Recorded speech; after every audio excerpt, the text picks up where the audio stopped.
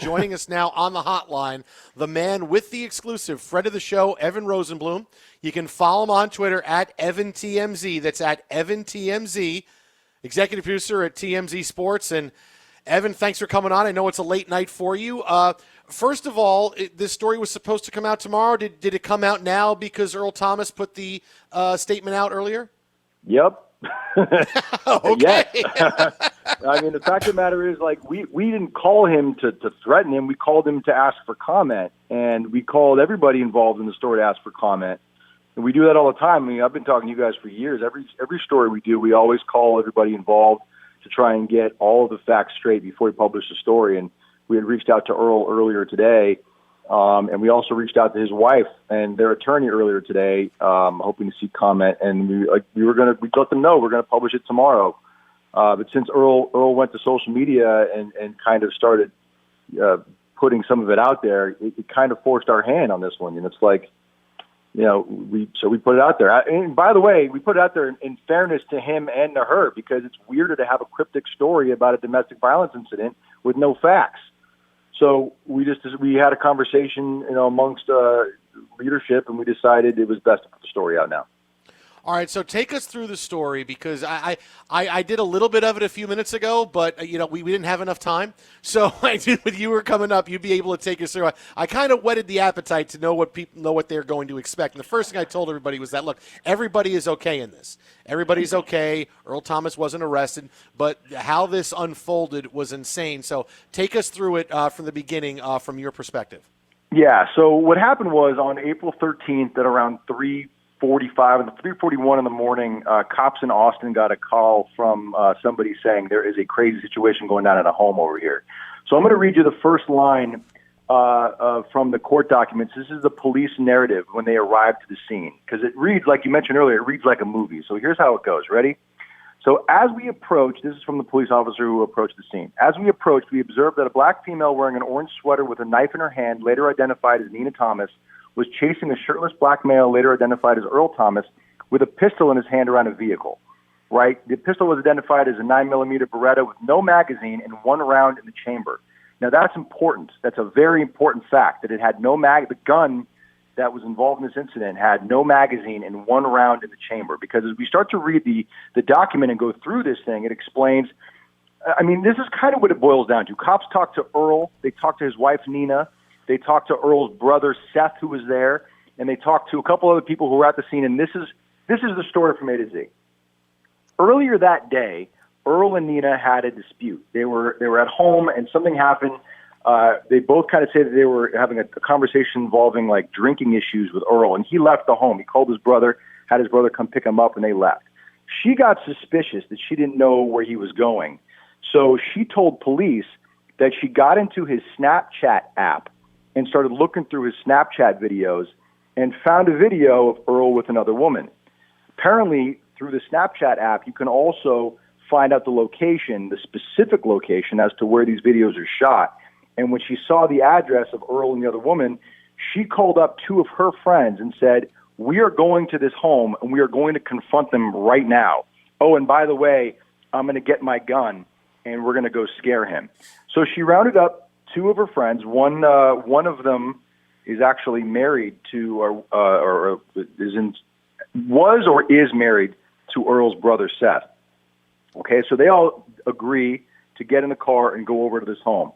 When they arrive, they barge in the door, and according to the police report, according to witnesses, and according to Nina herself, she pulled out the 9mm Beretta, went and found Earl in bed with another woman, and said, quote, let me find the quote here. It said, she put the gun to his head and said, "The safety is off. If you come any closer, I'll shoot you." And then she saw other women in the home and said, quote, this is according to one of the witnesses there, "I got something for all of you hoes." Now, this is where things get even crazier. Seriously? They get crazier than this? Wow, it gets crazier than this. It gets crazier than this. So according to Nina, cops talked to Nina, and they said that she admitted putting the gun to Earl's head with the intent to scare him. Quote, she stated that she took out the magazine thinking that the gun could not fire and admitted to disengaging the safety, but she was unaware the gun had a round in the chamber. Okay, and then cops say that somebody else in the house, one of the women in the house, pulled out her cell phone and started recording the incident. And they said when they watched that video back, let me find this part right here because this is really important too. Here it is. Wait 1 second. I promise this is good. I'm leaving you guys in suspense, but this is really good. You're a good storyteller. It's a cliffhanger. Yeah, this is Hollywood. Yeah, all right, so here. So the officer watched the video, which showed Earl at the top of the staircase as Nina was cursing at him. Quote, Nina then points the pistol. This is what the cop's description of the video is, okay? Nina points the pistol at Earl's head from less than a foot away, and it can clearly be seen that Nina's finger was on the trigger and the safety is disengaged. Earl sees that the gun is pointed at his head, and he flinches and ducks down. And then as the video pans around, you see Nina strike Earl in the nose before it ends. Now, Earl, according to all accounts, was able to wrestle the gun away from Nina before she was able to actually squeeze the trigger or anything like that.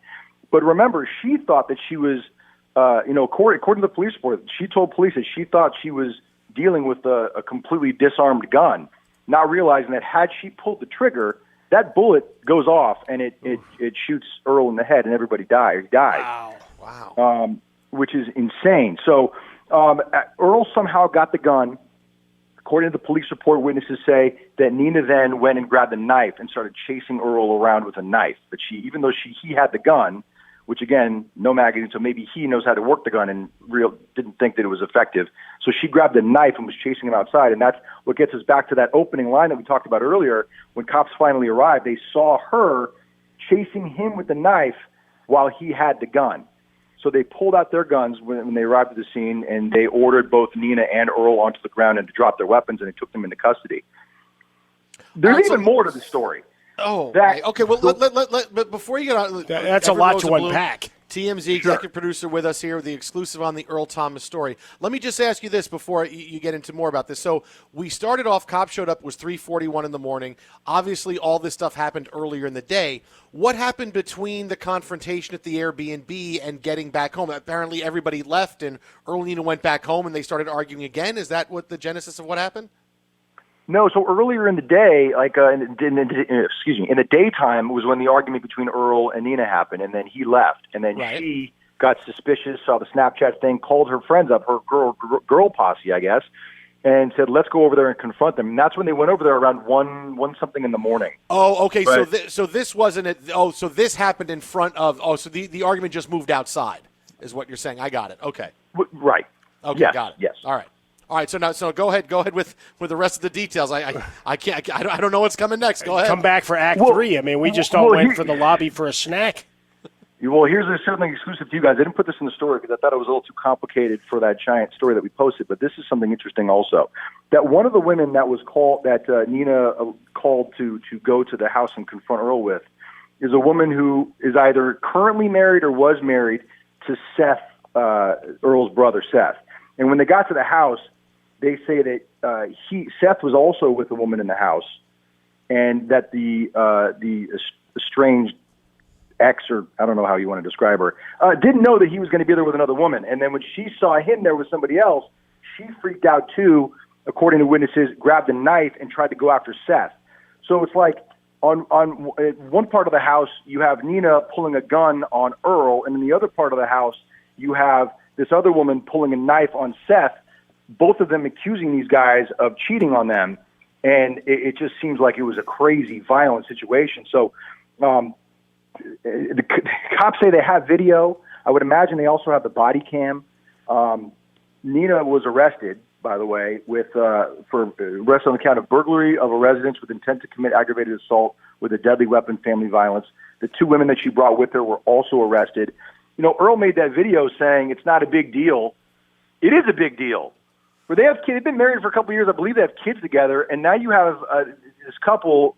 You know, Earl wasn't accused of any criminal wrongdoing, but you have Nina allegedly pulling out a gun, and she admits to police that she grabbed the gun in an attempt to scare him, right? To kind of like put on this big. Who does that? That's you can't do that. That is insane.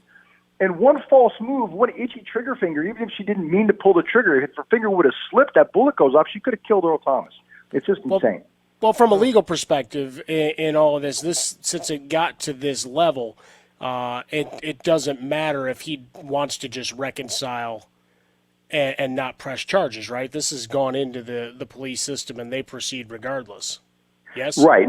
No, look, it does hurt the case against Nina if Earl decides he doesn't want to cooperate.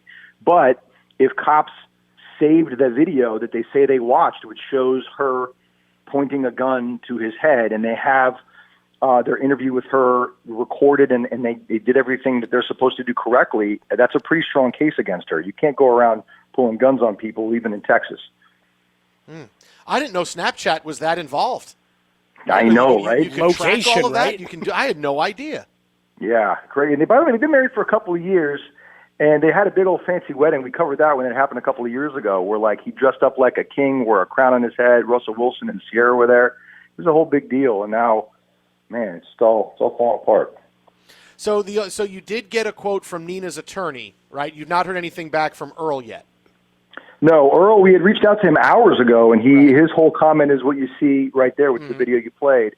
And the statement from the attorney is bizarre as well, because now she's denying everything, which, maybe the lawyer hasn't seen the video, or maybe he has, and it's not as the cops have described it. But this is what I read you is coming straight from the police officer who filed the report. So that's what they're saying on the law enforcement end. It'll be very interesting to see how her argument, which is denying all allegations, how that stands up in court. Wow. So now take me through just back to the beginning real fast. And I always appreciate, I know it's late for you coming on with everything else. Were you did you just happen to know that Earl Thomas put this message out on social media? Like, how did you find out, say, okay, we got to come out with a story now because Earl Thomas has decided to, say something about it here? Oh, I was getting ready for bed, man. I go to bed early. Okay. Someone called me up and said, hey, Earl Thomas is teasing a TMZ story. So I watched it, and then we just all made the decision. And we're like, look, all parties are informed we're doing the story. That's important to us. And we just said, there's no point in holding it now. We might as well just put it out. Everybody's had ample time to respond and comment. Everyone's acknowledging that it all happened. It's not like the wrong Earl Thomas or anything like that. It's all solid. So let's we talked about the coronavirus slowing down businesses. I mean, for you guys, this one seems to me the most explosive in recent memory here these last few weeks. How's business been on your side? It's been, the police stuff has been crazy over the last couple of weeks. There was the incident a couple days ago where the running back for the Chiefs was robbed in his home in an Airbnb in Los Angeles. Right. We did that a couple before that. Bashad Breeland, also on the Chiefs, was arrested at gunpoint at a gas station over a marijuana cigarette, which I thought was there's video of that. That was compelling stuff. We just posted footage of Darren McFadden. Did you see the Darren McFadden video? Oh my goodness, yeah. That was insane.